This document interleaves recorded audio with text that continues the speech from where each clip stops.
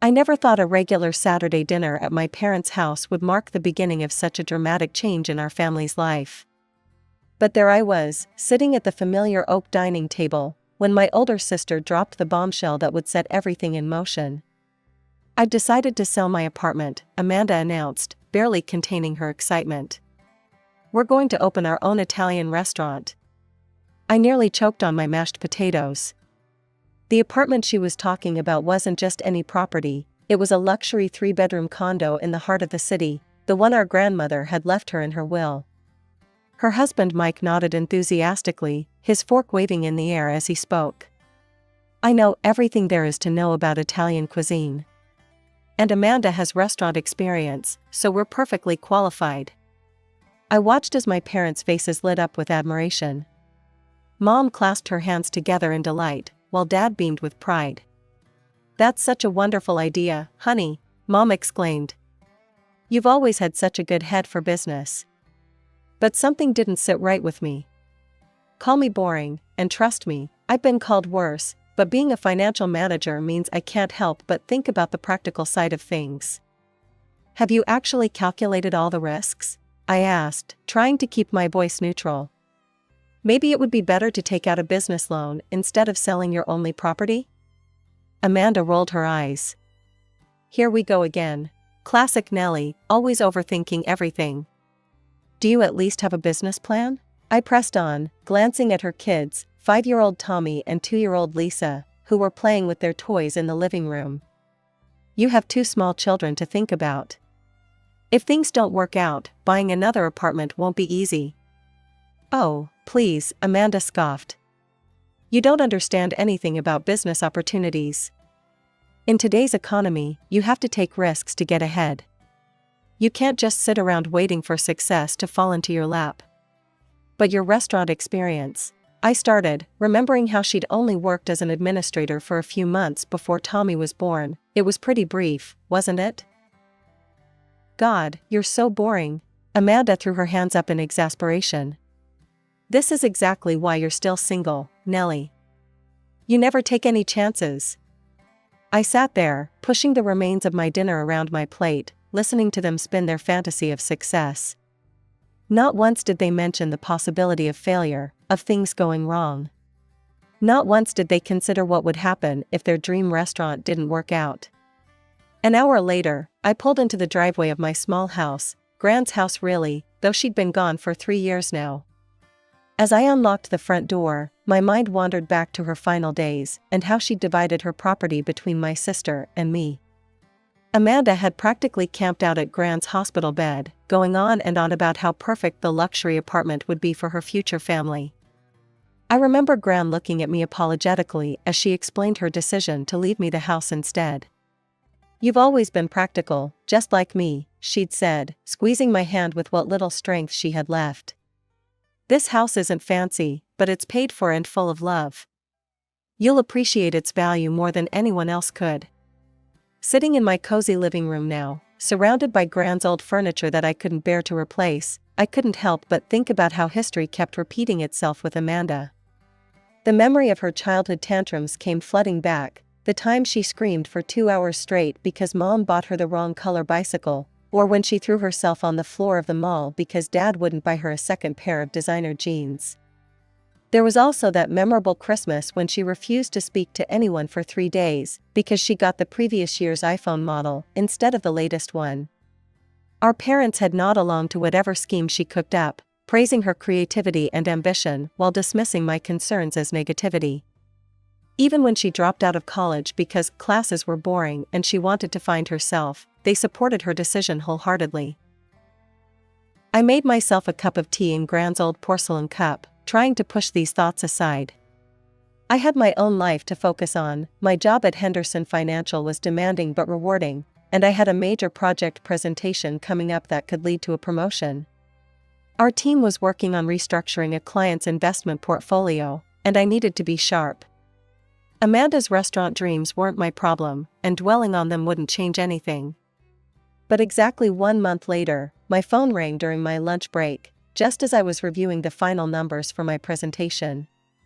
Mom's name flashed on the screen, and I felt a strange sense of foreboding. Nellie, you won't believe it, she practically squealed, her voice high with excitement. They did it. They sold the apartment and found the perfect location for the restaurant. It's right on Madison Street, you know, where all those trendy places are. Mike is already working on the menu. He's got such wonderful ideas, fusion Italian cuisine, can you imagine? And Amanda, oh, you should see her Instagram posts about the restaurant. She's going to be such a successful businesswoman. She's already got over 1,000 followers for the restaurant page. I gripped my phone tighter, feeling my knuckles turn white. Where are they living now? They found a nice rental, Mom replied breezily, as if they hadn't just sold their only real estate asset. I'm watching Tommy and Lisa while they get everything set up. It's so exciting. They're talking about having a big grand opening party next month. I stared at the financial report on my desk, thinking about the massive risk my sister had just taken. The statistics about restaurant failures in their first year flashed through my mind. I'd looked them up after that dinner, and they weren't pretty. 2 months passed in a blur of work deadlines and quiet evenings at home before I received Amanda's message. The invitation popped up on my Instagram feed, an elaborate digital card with gold lettering announcing the grand opening of Bella Italia. I had to admit, it looked professional. When I arrived at the address on Madison Street that Saturday evening, I was actually impressed. The storefront had been transformed with elegant lighting and window boxes full of fresh herbs. Inside, the decor was warm and inviting, exposed brick walls, dark wood tables, and strings of twinkling lights crisscrossing the ceiling. Nellie, you came. Amanda rushed over in a designer dress that probably cost more than a month's worth of rent. She air-kissed my cheeks, champagne glass wobbling in her hand. The place was packed with familiar faces, cousins, aunts, uncles, old family friends, and Mike's entire extended family.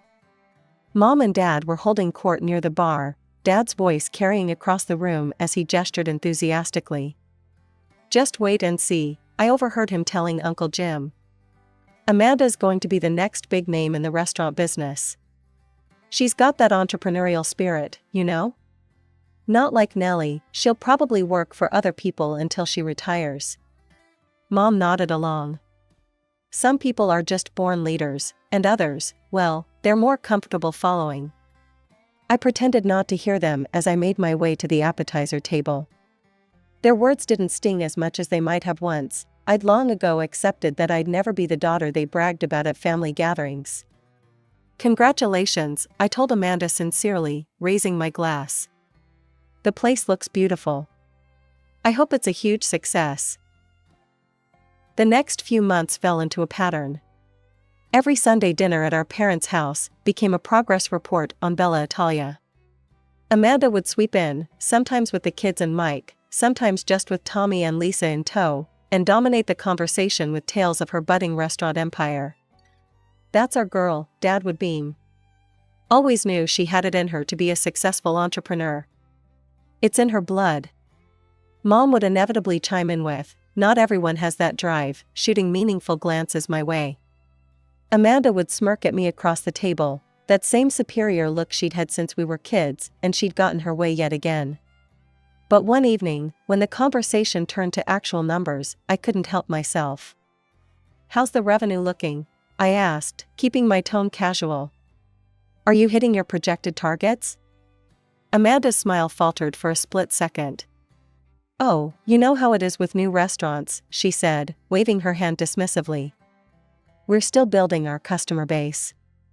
But we'll be self-sufficient any day now, and then the profits will really start rolling in. Something in her voice made me think of a time in high school when she'd insisted everything was fine with her grades, right up until she failed 3 classes. But I kept that thought to myself and just nodded, taking another bite of Mom's pot roast. The spring evening started like any other Sunday dinner, with Mom's cooking filling the house with familiar aromas and Dad telling his same old jokes. Then Amanda cleared her throat and grabbed Mike's hand. We have some news, she announced, beaming. I'm pregnant. Baby number 3 is on the way. Mom burst into tears of joy, Dad started talking about another grandchild to spoil, and Mike sat there grinning like he'd just won the lottery. Tommy and Lisa jumped around the table, chanting, "Baby, baby." I set down my fork, choosing my words carefully. "Are you sure this is the best timing? With the restaurant still getting established and everything?" The room went silent. "You'd think I'd just suggested selling Tommy and Lisa to the circus." "Nellie," Mom's voice could have cut glass. "How dare you? A baby is always a blessing." Besides, she added with that particular tone she reserved for discussing my personal life, "You'd understand if you had any children of your own. Or a husband. You're 30 now, you know. Not getting any younger." 8 months later, little Emily joined the family. She was beautiful, with Amanda's blue eyes and Mike's dark hair.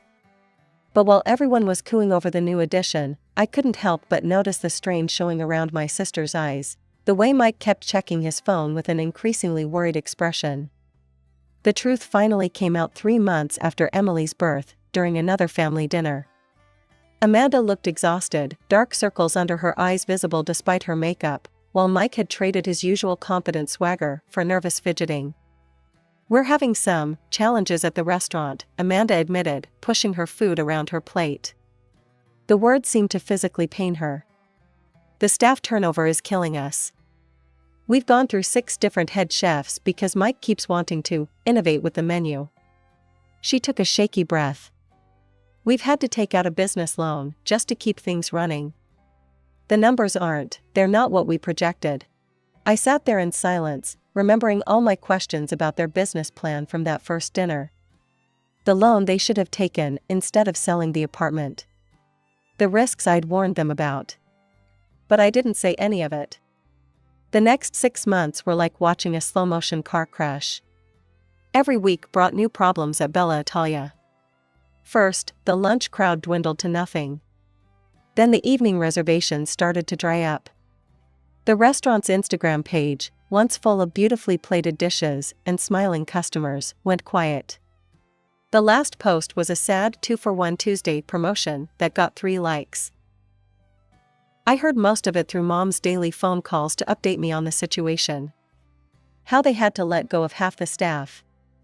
How they started closing on Mondays to cut costs.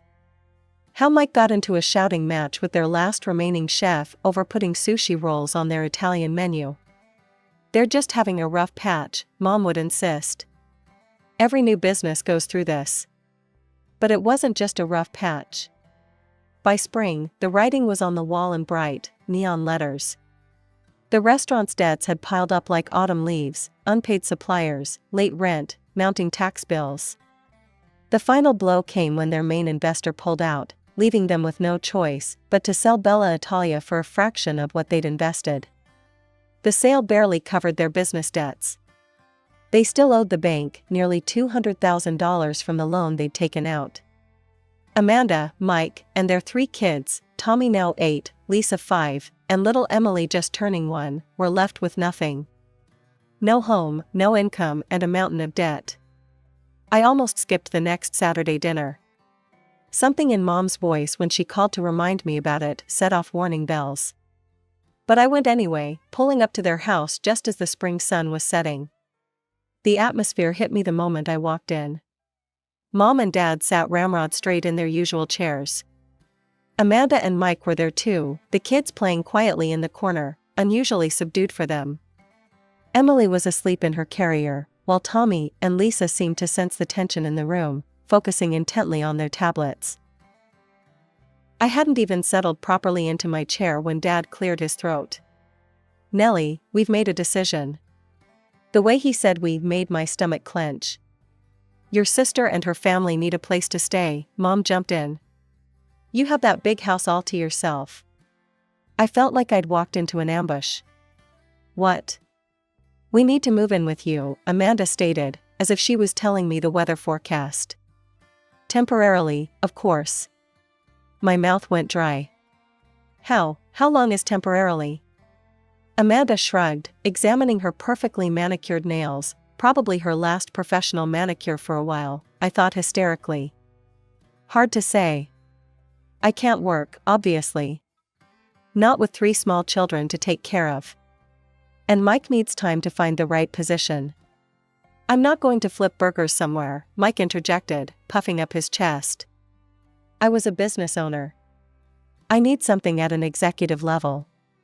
So we'll need to stay with you for a few years, Amanda continued, as if discussing borrowing a cup of sugar. It's not like you're using all that space anyway. And let's be honest, Nellie, you're not getting any younger. The chances of you getting married and having kids are getting pretty slim. You're already 30, and you spend all your time working. I sat there, stunned into silence by my sister's breathtaking arrogance. The casual cruelty of her words hung in the air like poison, made worse by our parents' nodding heads. Mom and Dad were actually agreeing with her, as if my single status and career somehow made me responsible for fixing their mistakes. I pushed my chair back and stood up, the leg scraping against the floor with a harsh sound that made everyone jump. No. What do you mean, no? Amanda asked, genuine confusion in her voice. The concept of me refusing her anything was apparently foreign to her. I mean no. You're not moving into my house. My voice was steady, calmer than I felt. Not for a few years, not for a few months, not at all. The silence that followed was deafening. I could actually hear the tick of Mom's ancient kitchen clock, marking the seconds. Tommy and Lisa looked up from their tablets, sensing the tension in the room. Even baby Emily stirred in her carrier. Then the explosion came. How dare you? Mom shrieked, her face turning red. They're your family. Your own flesh and blood. You selfish, heartless witch. Amanda joined in, tears already starting to flow. My children will be homeless because of you. Dad slammed his hand on the table, making the dishes rattle. I never thought I raised such a cruel, uncaring daughter. These are your nephews and niece we're talking about. You've always been jealous of your sister, Mike added, wrapping an arm around my sobbing sister. You're probably happy we failed. I let them rant, watching as they worked themselves into a righteous fury. The accusations flew thick and fast. I was heartless, cruel, selfish, bitter, jealous. A terrible aunt. A disappointment as a daughter. A failure as a woman. When they finally ran out of steam, I spoke, my voice still perfectly calm. You know who could take them in? You could, Mom and Dad. Since you supported their brilliant business plan so enthusiastically. Since you cheered them on when they sold their only home. Since you told them what a wonderful idea it all was. Mom's mouth opened and closed like a fish out of water. Dad started to sputter something about their house being too small, but I cut him off. I warned you all, I continued, reaching for my coat. I warned you about selling the apartment. I warned you about starting a business without a proper plan. I warned you about the risks. Not one of you listened. Not one of you even considered that I might know what I was talking about. And now that everything I predicted has come true, you expect me to clean up your mess? I buttoned my coat with steady hands. You made your decisions. All of you. You chose not to listen to reason. You chose to ignore every warning sign. You chose to risk everything on a dream with no foundation. And now you're facing the consequences of those choices. I walked out into the cool evening air, closing the door on their protests. As I got into my car, I could still hear them shouting through the windows, their voices a chorus of outrage and disbelief. The harassment started within hours of me leaving my parents' house. First came the guilt trip texts from Mom, how can you sleep at night knowing your nieces and nephew might end up homeless? Then Dad's angry voicemails about family duty and responsibility. Amanda alternated between tearful pleas and vicious attacks, while Mike sent long, rambling messages about how I was destroying his children's future. I blocked their numbers after the first week, but they just switched to email. Then social media. Then they started having other family members contact me. Aunt Susan called to tell me I was breaking my mother's heart. Cousin Rachel sent me a 5-paragraph Facebook message about how karma would get me. Uncle Jim cornered me outside my office to lecture me about family values. I weathered it all, focusing on my work and the peace of my home. But I wasn't naive. I knew my family well enough to know they wouldn't just accept my refusal. That's why I'd called a locksmith the very next day after that disastrous dinner. The locks were changed, a security system was installed, and cameras were placed at strategic points around the house. Smart thinking, as it turned out. I was driving home from work one Wednesday evening when I saw them. Amanda, Mike, and the kids were camped out on my front porch, surrounded by suitcases and boxes. Tommy was sitting on a large duffel bag, looking bored. Lisa was crying, and Emily was fussy in her carrier. Mike was jiggling my doorknob with what I assumed was my mother's spare key. I pulled into my driveway and got out of my car, unable to suppress a laugh at the scene before me. They all turned at the sound. "Something funny?" Mike snarled, still trying to force the key into the lock. "Actually, yes," I replied, leaning against my car. "Did you really think I wouldn't change the locks after that dinner? The alarm system's nice too. It's already sent 3 notifications to my phone about attempted entry." Amanda stepped forward, her face twisted with anger. "You can't just leave us out here. We're your family." "You're trespassing," I corrected her. "And if you don't leave immediately, I'll call the police." I pulled out my phone to demonstrate I wasn't bluffing. "You wouldn't dare," Mike growled, taking a threatening step toward me. I held up my phone, showing them the 911 already dialed, my thumb hovering over the call button. "Try me." They stared at me for a long moment, probably searching for any sign of weakness or uncertainty. They found none.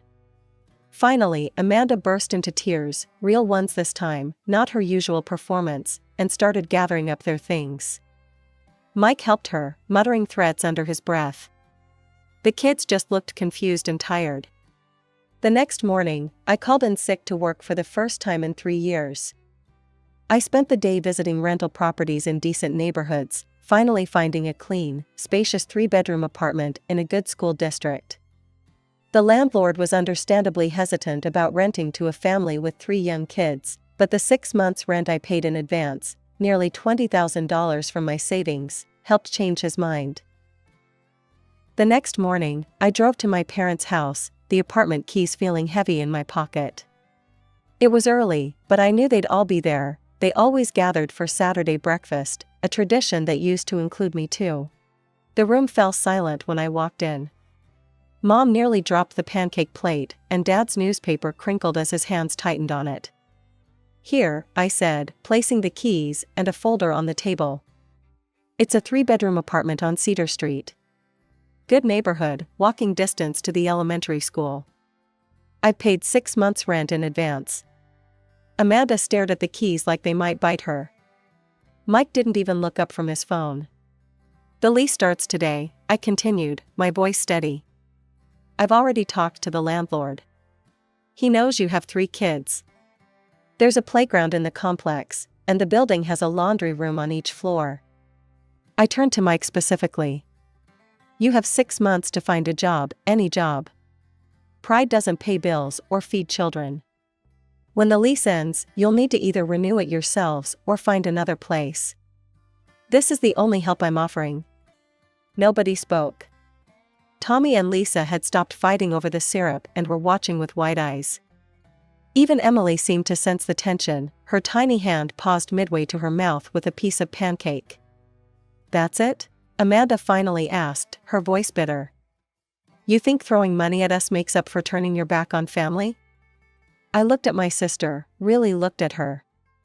The entitled teenager who always got her way had grown into an entitled adult who never learned to face consequences. "No," I replied calmly. "The money doesn't make up for anything. It's just the right thing to do. What happens next is up to you." Mom started to say something, probably another lecture about family duty, but I held up my hand. "I'm done. I helped because those kids deserve a stable home, but I'm not enabling this behavior anymore. You all made your choices. Now you have to live with them." I left without waiting for a response. As I drove home, I caught myself smiling, not because I was happy about the situation, but because for the first time in my life, I felt truly free of their expectations and manipulation. 3 months have passed since then. According to Aunt Susan, who still talks to me, albeit disapprovingly, Amanda and her family are living in the apartment I rented. Mike still hasn't found a job. Apparently, being a former restaurant owner makes him too good for regular work. Amanda spends most of her time complaining on social media about how hard her life is. Mom and Dad continue to enable them, watching the kids and bringing them groceries. I haven't spoken to any of them since that morning.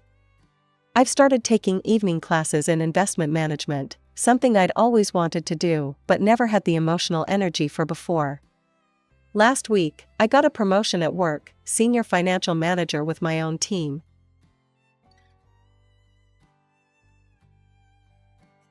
My name is Amber, and I never thought I'd be the one to cut ties with my family. But life has a way of showing you who people really are, especially during what should be the happiest moments. I met James 3 years ago at a tech conference where I was working as an event coordinator. He was different from the guys I usually dated, quiet, thoughtful, and incredibly intelligent. While I'd always been the life of the party like the rest of my family, there was something about his calm demeanor that drew me in. He worked as a senior programmer at a major tech company, and the way his eyes lit up when he talked about his projects made me fall for him instantly. "You're nothing alike," my younger sister Rachel kept telling me when we started dating.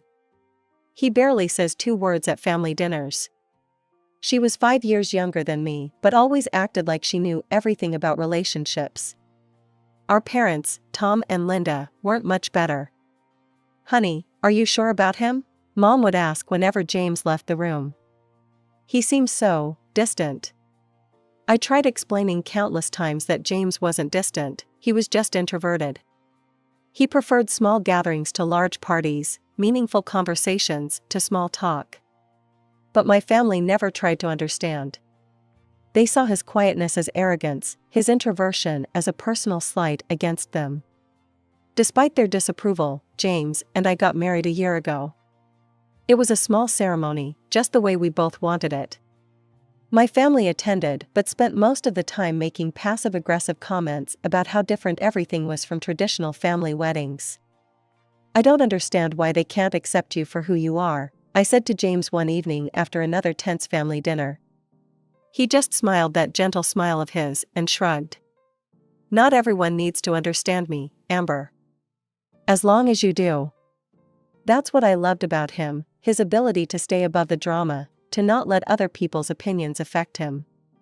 But things were about to get much worse, and even his calm demeanor would be tested. It started with a phone call from Mom last weekend.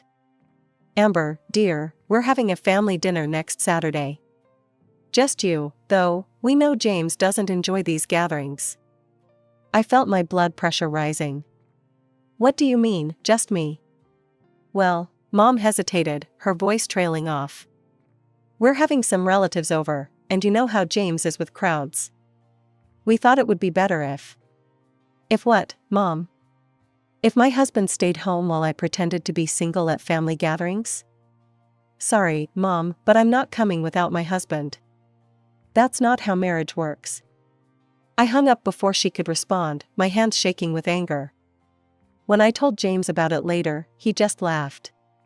Everything changed when Rachel called me one sunny morning. Her voice was bubbling with excitement, and I could practically feel her jumping up and down through the phone. "Amber, oh my God, you won't believe it. Mark proposed last night," she squealed. My heart leaped with genuine joy. Despite our differences, I loved my sister, and I knew how much she cared about Mark. They'd been dating for over 2 years, and he seemed like a good guy, a high school teacher who shared Rachel's outgoing personality and love for social gatherings. "That's amazing, Rachel. I'm so happy for you," I said, already grabbing my car keys. "Are you at Mom and Dad's?" "Yes. Come over right now. We're starting to plan everything." 20 minutes later, I was walking into my parents' familiar living room. Rachel immediately ran to hug me, her engagement ring catching the light. Mom and Dad were beaming, and Mark stood nearby, looking both proud and slightly overwhelmed. "Show me the ring," I demanded, and Rachel proudly displayed the modest but beautiful diamond. We spent the next hour going through wedding magazines and discussing dates. Then Mom's expression turned serious. "The only issue is, well, we're a bit tight on money right now," she said, looking uncomfortable. "With Dad's recent medical bills and everything." I watched Rachel's face fall slightly, though she tried to hide it. Without hesitation, I heard myself say, "I'll give you $10,000 for the wedding." Rachel launched herself at me, nearly knocking me over with her hug. "Oh my God, Amber. Thank you, thank you, thank you." Even Mom and Dad looked impressed. "That's incredibly generous of you, honey," Mom said, actually sounding sincere for once. Later that evening, I told James about everything while we were having dinner in our kitchen. His response surprised me. "I have an idea," he said, putting down his fork. "What if we also get them tickets to the Maldives for their honeymoon? As a surprise gift at the wedding?" I stared at him, dumbfounded. "The Maldives? But that would cost about $20,000, he finished. "I know. I'll use my personal savings." "I've been thinking about what you said, about building bridges with your family. Maybe this could help them see me differently." I felt tears welling up in my eyes. This was the man my family thought was cold and arrogant, offering to spend his own savings to give my sister her dream honeymoon. "Are you sure?" I asked, still stunned by his generosity. He smiled and pulled me into a hug. "Absolutely. But let's keep it a secret until the wedding. It'll make it more special." That night, as I lay in bed thinking about everything, I felt hopeful for the first time in ages. Maybe this would finally help my family see James for who he really was, not the antisocial person they'd labeled him as, but the incredibly thoughtful, generous man I'd fallen in love with. The months leading up to Rachel's wedding flew by in a whirlwind of planning and preparations. Every weekend seemed to bring a new decision to make, and Rachel wanted my opinion on everything. I was touched that she valued my input. "What do you think about this venue?" Rachel asked one Saturday, showing me pictures of an elegant converted warehouse. "It's smaller than the country club Mom suggested, but I think it has more character." "I love it," I said honestly. "Plus, it'll probably cost half as much." Rachel nodded, chewing her lip. "That's what I was thinking. Mark and I want to keep things simple, no more than 50 guests. We're both trying to be practical about money." I admired her approach. Unlike some brides who went crazy with expensive demands, Rachel was being surprisingly sensible. We spent hours comparing flower arrangements, tasting different menu options, and visiting dress shops, always with an eye on the budget. "You don't think it's too plain?" she asked, twirling in a sleek, minimalist wedding dress that cost a fraction of what Mom had expected her to spend. "It's perfect," I assured her. "Sometimes less is more." Every time we made another decision or checked another item off the list, I couldn't help but smile, thinking about the surprise waiting for them. James would occasionally ask how the planning was going, and I'd catch him grinning when I mentioned Rachel's offhand comments about wanting to travel someday. "I can't wait to see their faces," he said one evening. "Have you looked at the resort photos I sent you? The overwater bungalow is going to blow their minds." His enthusiasm made me fall in love with him all over again. Here was my antisocial husband, genuinely excited about giving my sister and her fiancé the honeymoon of their dreams. But as the wedding date grew closer, something started nagging at me. 2 weeks before the big day, I realized what it was: we still hadn't received our invitation. At first, I tried to brush it off. Rachel had been so busy with preparations, and she'd involved me in every detail of the planning. Surely it was just an oversight? Still, something felt off. James and I had our outfits ready, we'd arranged time off work, and we'd been actively involved in all the planning, but we didn't have an actual invitation. After a particularly restless night thinking about it, I decided to stop by my parents' house after work to ask Rachel directly. As I pulled into the driveway, I saw both my parents' cars and Rachel's beat-up Honda. Perfect, everyone would be there. I grabbed my purse and headed to the front door, still telling myself I was probably worried about nothing. After all, we'd been instrumental in planning this whole wedding. There had to be a simple explanation for the missing invitation. I walked into my parents' living room, trying to keep my voice casual. "Hey, Rachel, I wanted to ask you something. James and I haven't received our invitation yet. I'm sure it just got lost in the mail or something." Rachel shifted uncomfortably on the couch, glancing at our parents before answering. "Oh, actually, I wanted to give it to you in person." She reached into her purse and pulled out a cream-colored envelope, handing it to me with what I now recognize was forced enthusiasm. "Here you go." My hands were shaking slightly as I opened it. The invitation was beautiful, elegant script on thick paper, exactly the style we'd picked out together. But as I read the words, my stomach dropped. There was only one name on it, mine. "Rachel," I said slowly, my voice sounding strange to my own ears, "why isn't James's name on this?" She straightened up, and I saw something change in her expression. Gone was the hesitation, replaced by a defiant look I'd seen many times when we were kids, and she was about to do something she knew was wrong. "Well," she said, glancing at our parents again for support, "we decided to keep the guest list really tight. You know, only the absolute closest people." I felt like I'd been slapped. "Closest people? James is my husband. He's your brother-in-law." "Come on, Amber," Rachel said, rolling her eyes. "We all know he's not really family. He never tries to be part of anything." I turned to our parents, expecting, hoping, they would say something to correct this insanity. But Mom just sat there nodding, while Dad wouldn't even meet my eyes. "We support Rachel's decision," Mom said firmly. "Your husband doesn't enjoy these kinds of events anyway. He always looks so miserable at family gatherings." "That's not true," I protested, but Dad cut me off.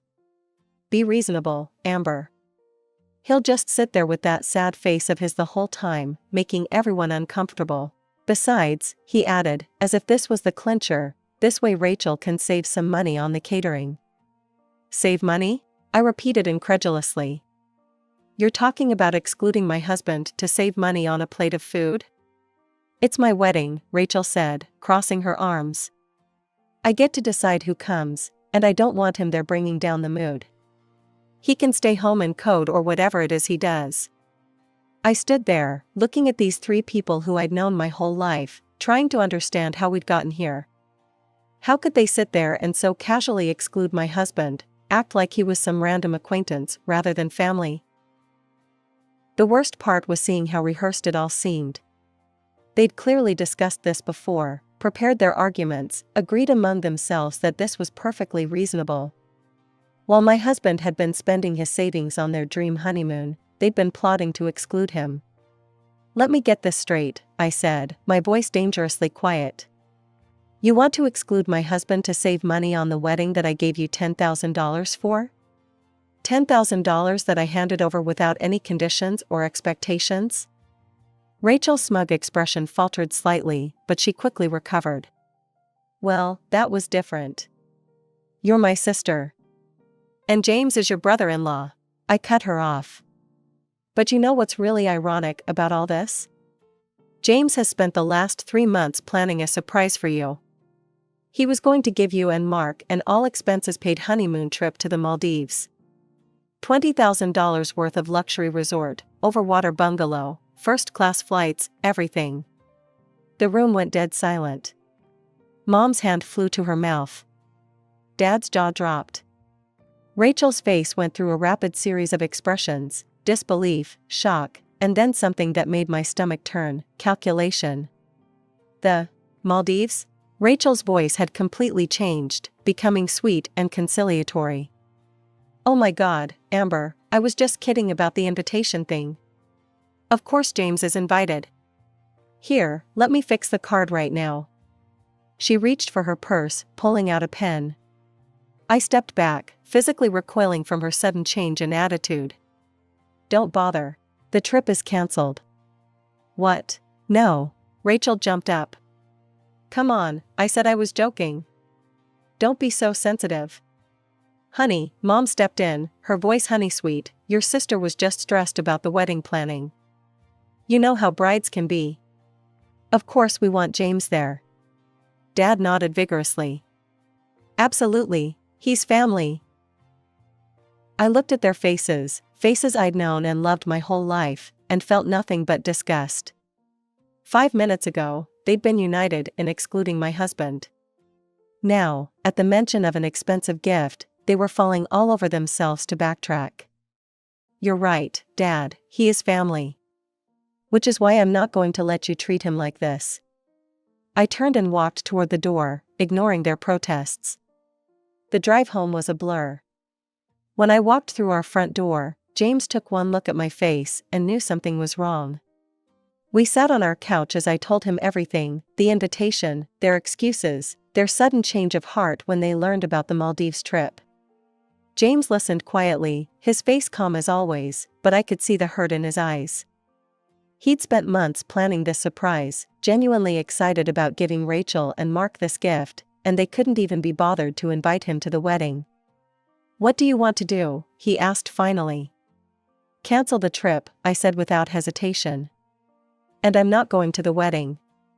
I can't sit there and celebrate with people who treat you like this. Are you sure? They're your family. I shook my head firmly. You're my family. And I won't let anyone treat my family like this. James nodded, opened his laptop, and within minutes had canceled the Maldives reservation. The money was immediately refunded to his account. As I watched the transaction complete, I felt a strange mixture of sadness and relief. That evening, my phone wouldn't stop buzzing. First came the calls, Rachel's name flashing on my screen every few minutes, alternating with Mom and Dad's. I silenced them all. Then the messages started flooding in. Please don't do this to me, Rachel texted. The Maldives has always been my dream.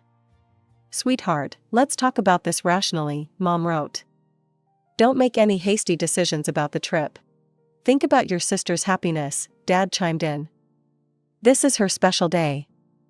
As I scrolled through their messages, something became crystal clear, not one of them mentioned James.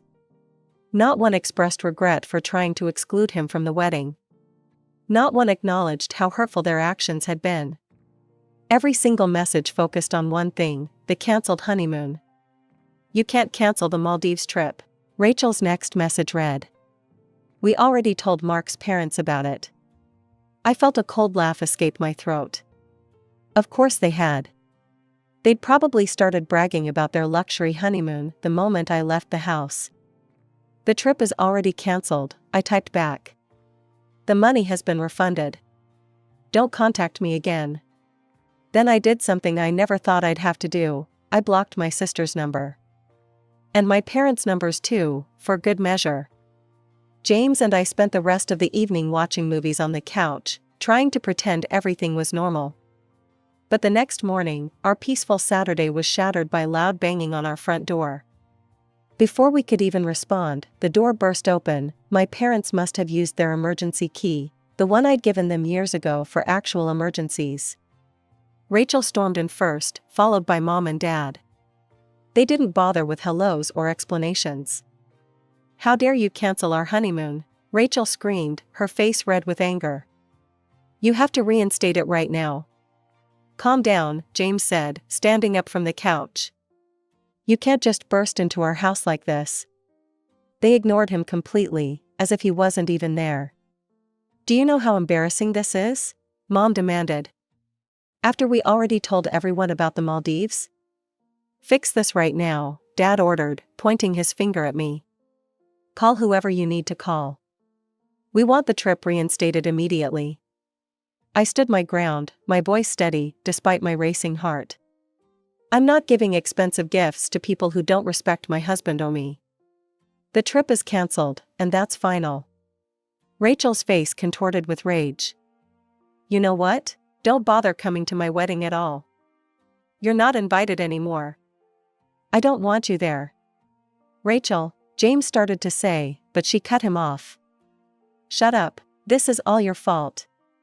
Ever since Amber married you, she's changed. She used to be fun, she used to be normal. I took a deep breath, my voice coming out surprisingly steady. You want to talk about money? Fine. Let's talk about the $10,000 I gave you for this wedding. Rachel's face went pale so quickly I thought she might faint. Mom and Dad stopped their angry muttering. That's right, I continued.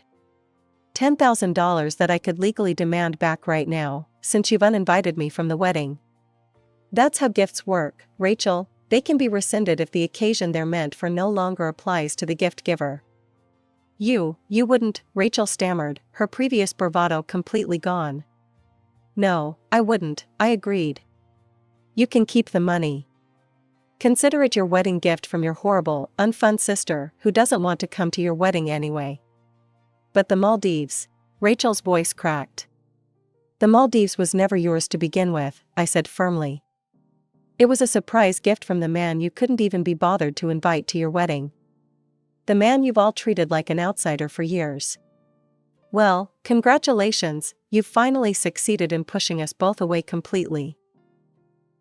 Rachel's face crumpled, and she burst into tears. But I've dreamed about the Maldives my whole life. It's not fair. Mom and Dad immediately wrapped their arms around her, like they always had when we were kids, and she didn't get her way. They shot me venomous looks as they guided her toward the door. I watched them leave, coddling my sobbing sister between them, and felt nothing. No guilt, no sadness, just exhaustion. The door clicked shut behind them, and suddenly the house was quiet again. James came up behind me and wrapped his arms around my waist. I leaned back against him, drawing strength from his steady presence. I'm so tired, I whispered.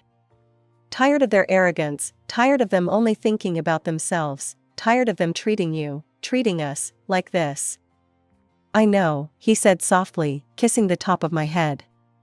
I turned to face him, a small smile forming on my lips, despite everything. You know what? Let's do something with that refunded money. Something for us. What did you have in mind? We've been talking about getting a new car. $20,000 would make a nice down payment. James grinned. I might have been looking at some options already. Want to go car shopping? 2 weeks later, we were driving home in our brand new hybrid SUV. It was beautiful, practical, and most importantly, it was ours, a symbol of our life together, our priorities, our future. As I ran my hand over the pristine dashboard, I couldn't help but feel we'd made the right choice. The day of Rachel's wedding came and went. I spent it deliberately busy. James and I took our new car for a long drive along the coast, had lunch at a quiet seaside restaurant, and tried our best not to think about what was happening back in town. But that evening, after we returned home, I couldn't help myself. I opened Instagram and went to Rachel's page. The wedding photos were already up, professionally shot, carefully filtered, perfectly posed. But as I scrolled through them, I noticed something. Rachel's smile never quite reached her eyes. In every photo, even the candid shots, she looked distracted. Unsettled. Like someone trying too hard to prove they're having the time of their life. 2 days later, my Aunt Susan called. She'd always been my favorite relative, Mom's younger sister, but completely different from her in every way that mattered. I need to tell you something about the wedding, she said, her voice serious. Your mother made a speech. One of those passive-aggressive masterpieces she's so good at. She went on about how families should stick together, how some people become too caught up in their own lives to remember their responsibilities. Then she said something about greed destroying family bonds. I felt my chest tighten. Let me guess, everyone knew exactly who she was talking about. Oh, honey, it was about as subtle as a brick through a window. The whole room was uncomfortable. Even some of Mark's family were whispering, asking what was going on.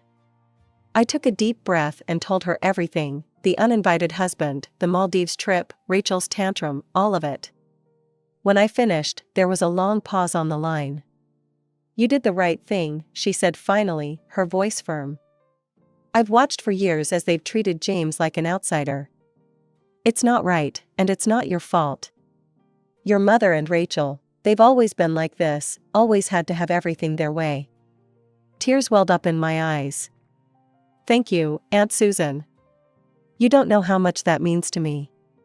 After we hung up, I sat in our backyard for a long time, watching the sunset.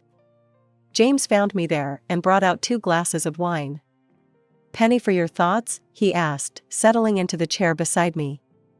"I was just thinking about family," I said, taking a sip. "About how sometimes the hardest decisions are the right ones. Do you think you'll ever reconcile with them?" "Honestly, I don't know. Maybe someday, if they can truly understand what they did wrong and make real changes. But I'm not holding my breath, and I'm not going to chase after them." James reached over and took my hand. "Whatever happens, we'll face it together." I squeezed his hand back, thinking about how far we'd come. Sometimes it takes a crisis to show you what really matters, who really has your back. My family might have thought James was the outsider, the one who didn't fit in, but they were wrong. He was the one who had shown true family values, loyalty, respect, understanding. As we sat there in our backyard, watching the sky turn from orange to purple to deep blue, I felt a profound sense of contentment. Our new car sat in the driveway, a symbol of our shared future. Our home, though quieter now without my family's constant drama, felt more peaceful than ever.